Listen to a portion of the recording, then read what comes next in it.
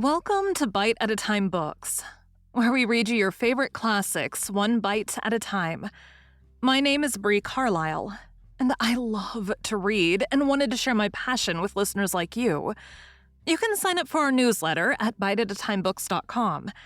You'll also find our new t-shirts in the shop, including podcast shirts and quote shirts from your favorite classic novels.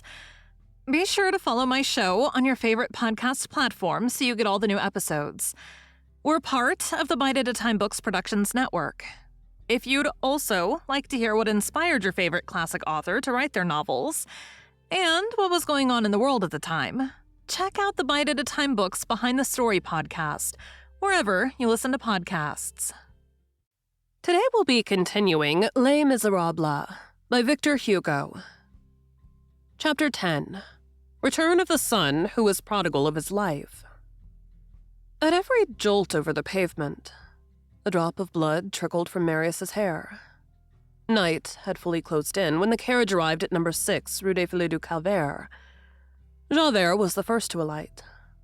He made sure with one glance of the number on the carriage gate, and raising the heavy knocker of beaten iron, embellished in the old style with a male goat and a satyr confronting each other, he gave a violent peal.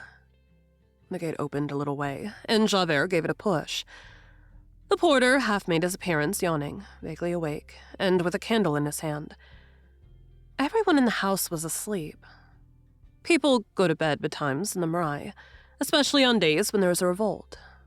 This good old quarter, terrified at the revolution, takes refuge in slumber as children, when they hear the bugaboo coming, hide their heads hastily under their coverlet.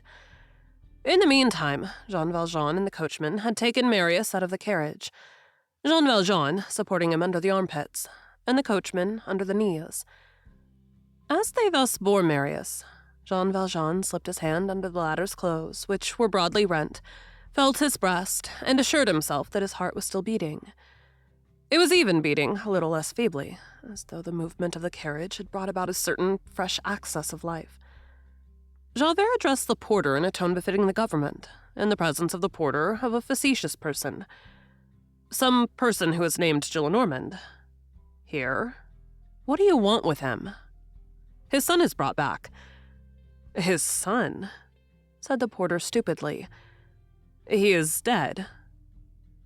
Jean Valjean, who soiled and tattered, stood behind Javert, and whom the porter was surveying with some horror, made a sign to him with his head that this was not so. The porter did not appear to understand either Javert's words or Jean Valjean's sign. Javert continued. He went to the barricade, and here he is.